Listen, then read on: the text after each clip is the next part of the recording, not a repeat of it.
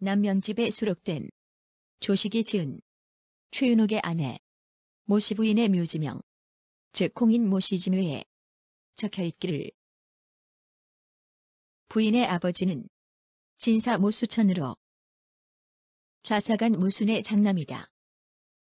부인의 어머니 김씨는 삼군도 총재 종행의 딸이다. 부인의 남편은 최군 윤옥인데 현감을 지낸 최수지의 아들이다. 걸륭보에서 최윤옥의 금제궁의 손자를 아들로 잘못 적었다. 이걸 지적을 했어요. 그러니까 조식이 그 한평모씨 묘관문을 지었는데 그 지은 이유가 최윤옥의 외손자 정백빙, 정백빙이 조식의 매제예요. 조식이 누구냐 하면은 최윤옥의 외손자 정백빙의 자형이에요. 그러니까 정백빙이 조식의 매제예요. 그러니까 조식이 자기 매제 정백빙의 외할머니 한평모씨의 묘관문을 지은 거예요. 걸륭보 자솔록에는 사위 정세붕, 효자로서 진사이다. 초기 정씨로 아버지는 정영손이다. 부인 최씨의 묘소에 묘갈이 있는데 남명 조식이 묘갈명을 지었다. 아들 정백빙, 효자이다. 배창령 조씨는 판교원영의 딸로 남명 조식과 어머니가 같은 여동생이다. 걸륭보에는 정세붕의 아내 최씨 부인의 묘관문을 남명집에 지었다는데 남명집에 정세붕의 부인 최씨 묘관문은 없어요. 못 찾았어요. 요약을 해보자면은 모순의 딸이 금제궁의 아내고 손자 최윤옥의 아내가 모순의 손녀다 이런 얘기가 되거든요. 근데 원래 모순이라는 사람은 전라도 한평 출신이에요. 한평 모시고 한평 살던 사람인데 1417년 태종 17년에 정유 신년시에서 동진사 6.15 급제를 했어요. 그러니까 배설을 하다가 세조 때 뭡니까 원종공신 2등으로 놓곤이 돼요. 금제궁도 원종공신 2등이고 모순도 2등으로 놓곤 됐어요. 그런데 이제 원종공신 2등으로 놓곤 했는데도 모순은 그게 부당하다고 생각하니까 배설을 사용하고 처가인 진주로 낙향을 해버렸어요. 그래가지고 진주로 입향을 했기 때문에 지금 진주 모씨의 시조가 됐다 이렇게 말할 수 있는 거죠. 그런데 그 무렵에 의정부 사인을 지낸 모씨는 모순밖에 없어요. 한평 모씨, 진주 모씨 할 것 없이 모씨는 모순밖에 없어요. 그러니까 말하자면은 금제궁의 아내가 모씨라면은 부인이 모씨라면은 모순의 딸이 맞는 거고 그 최윤옥의 부인이 그 모순의 손녀가 맞는 거예요. 그렇다면은 그런데 금제궁은 진주 인근의 사천에 살면서 멀리 전라도 한평에 또 다른 모씨가 있었다 하면은 그 모씨하고 혼인할 수 있었을까요? 불가능하죠. 희박하죠. 가능성이 별로 없죠. 모순은 금제궁보다 36년 먼저 문과를 급제했어요. 근데 나이가 많죠. 그러니까 나이가 많은 사람이기 때문에 나이 차이를 놓고 봐도 모순의 딸과 혼인하는데 무리가 없어요. 그럼 이제 금제궁의 부인이 한평모씨라면은 모순의 딸이 아닐 수가 없어요. 한평모씨가 아니라면 뭐 상관없는데 금제궁의 부인이 모씨라면은 모순의 딸이 아닐 수가 없어요. 그런데 과연 당시 사회적인 윤리로 볼 때 그런 혼인이 용납되었는지에 대해서는 제가 전문가가 아니라서 모르겠어요. 그리고 그런 사례가 있는지도 모르겠어요. 왜냐? 모순의 딸이 금제궁의 부인이라면은 최윤옥은 금제궁의 손자잖아요. 그 부인이 모씨예요. 그런 사례가 있었는지 저는 모르겠어요. 전문가가 아니어서 공부를 좀 많이 해봐야 겠는데 그런 혼인이 참말로 가능했겠는지에 대해서는 여러분들이 판단에 맡기겠습니다. 한번 판단을 해보시기 바랍니다. 만약 인재집에 수록되어 있는 선고 증자헌 태부 의정부 좌참찬 부군 언행록의 기록이 사실이라면 검제공 최수지의 장인 모수는 전라도 한평 출신으로서 1417년 태종 17년에 정유식년시에서 동진사 6.15 급제하여 의정부 사인을 지냈으며 세조가 단종을 몰아내고 왕위에 오를 때 원종공신 2등으로 책봉되었으나 벼슬을 사양하고 경상도 진주에 있는 처가로 내려가서 입향함으로 인하여 진주에서 한평모씨가 세거하게 되었다. 문제는 당시에 검제공은 이미 문과에 급제하여 벼슬에 나와 있었고 모순과 함께 원종공신에 책봉되기까지 하였다. 즉 모순이 진주로 입향한 사건은 검제공이 혼인하여 군수공을 낳고 난 이후에 일어난 사건이라는 것이다. 물론 모순은 서울에서 벼슬살이를 하고 있기는 했지만 당시의 처가살이 풍습에 따라서 진주에 있는 처가와 밀접한 관련을 가지고 생활하였을 것이므로 모순의 딸이 검제공과 인연을 맺어서 혼인을 하는 데에는 물리적으로 문제가 없을 수 있다. 만약 검제공의 부인이 모순의 딸이고 손자 최윤옥의 부인이 모순의 손녀라고 한다면 검제공의 부인은 최윤옥 부인의 고모이고 검제공의 아들 군수공과 최윤옥의 부인은 외사촌 남매간이다.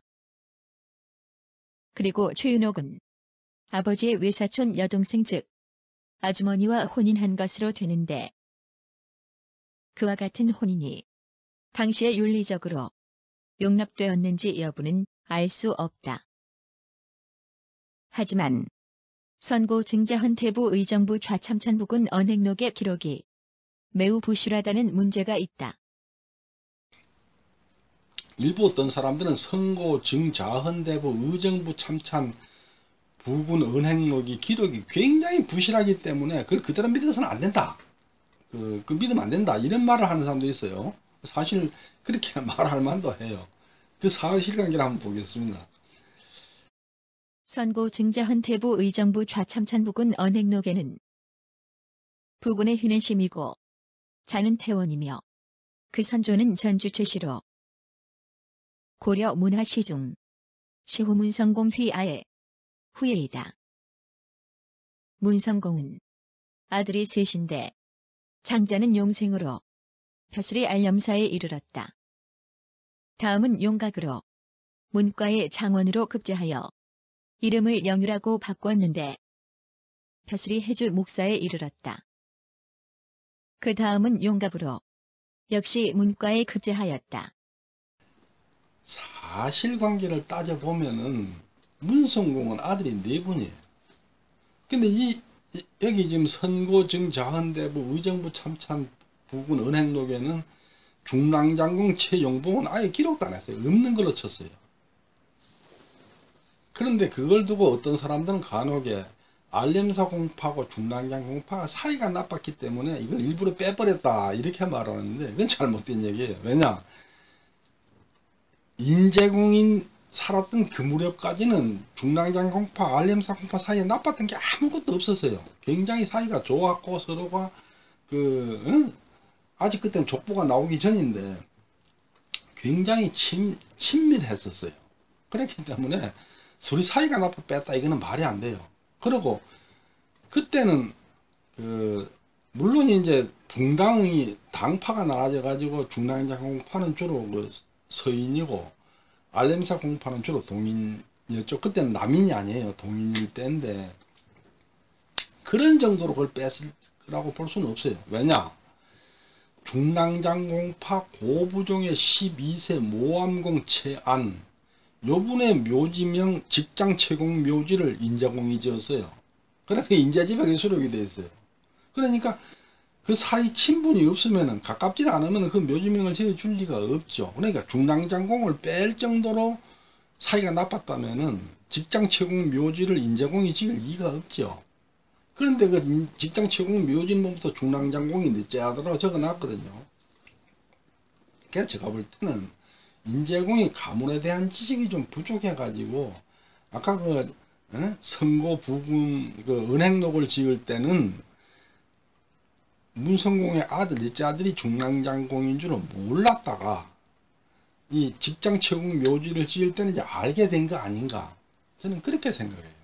왜냐하면 그 선고 부군 은행록에는 보면은 대호공공 채용각이 문과의 장원급제였다 이렇게 적혀 있거든요. 그리고 판사공 채용갑이 문과급제를 했다 써놨는데, 사실 대호공공은 문과에 의시한 적 자체가 없어요.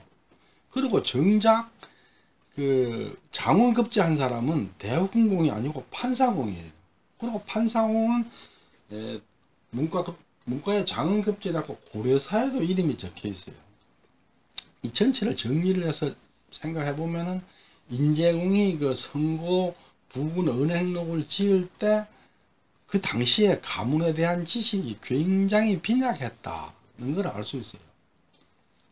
이 글 안에 보면은 대후공공이 이름을 최영유로 바꿨다 이런 주장이 적혀 있는데, 인재공 당시에는 그게 사실인 것으로 확 퍼져 있었어요.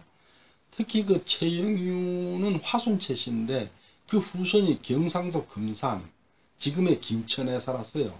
이 김천에 사는 화순 씨들이 자기들이 전주채 씨 대후공공파다 이렇게 주장을 하고 있었는데, 그러니까 어쩌다 그걸 믿고 있었는데, 그 감찰공 최세영 여분이 그 강의부를 만들면서 변호 고증으로 자세하게 고증을 해서 그 최영유 후손은 전주채 씨가 아니고 화순채 씨다 이렇게 그 정의를 내려줌으로 해서 이제 확실하게 된 거거든요. 근데 감찰공은 저기 인재공보다 한참 후세 사람이죠. 그러니까 그때 인재공 당시는 이제 그런 말이 많이 퍼져 있었기 때문에 뭐 그거는 인재공이 잘못 알 수밖에 없었다 이렇게 생각할 수 있죠. 근데 이제 인재공은 대후공공이 최영유하고 같은 사람이라고 믿어가지고 화순채 씨가 족보를 발행할 때 화순채 씨 족보에다가 전주채 씨 별보발이라는 발문을 써서 화순채 씨 족보에다가 넣었어요. 전주채 씨 별보발을 읽어보면은 거기에 보면 이제 막 자기가 이제 그 가문에 대한 연구를 시작했고, 그러면서 중랑장공파 부안종의 10세 석교공 최명룡한테 이런 걸 물어보고 했다는 내용이 그 전주채 씨 별보발에 적혀 있어요. 그래 그걸 놓고 보면은 전주채 씨 별보발을 적을 때까지도 그 인재공이 그 가문에 대한 지식이 그리 높지 않았다는 것을 알 수 있습니다. 그런데 이제 인재공이 그 문성공의 아들이 셋이라고 적었고 중랑장공을 적지 않았는데, 그걸 증명할 수는 없으나 일단 추정하기로 족보에 대한 지식이 부족해서 그런 것 같다 이렇게 생각할 수 있는데, 그러면은 그걸 몰라서 그렇게 적었다면 과연 검재공 부인이 한평모씨라는 건 알았을까? 그것도 더 의문이 드는 거예요. 그러니까 이제 사실 이제 이게 문제가 있다고 보는 것이고, 심지어 그 글을 믿어서는 절대 안 된다 이렇게 말하는 사람도 있는 거예요. 근데 다음에 이어지는 기록을 보면 더 믿을 수가 없어요. 중랑장공을 빼먹은 정도는 오히려 문제가 안 될 정도로 심각한 문제를 안고 있는 거예요. 다음에 이어지는 기록을 보면은 그 선고 부군 은행록을 도저히 믿을 수 없다 그렇게 볼 수밖에 없어요. 그러니까 선고 부군 은행록에 중랑장공을 안 적었는데, 중랑장공은 안 적은 것보다 훨씬 심각한 문제가 또 있는 거예요. 그 글 안에.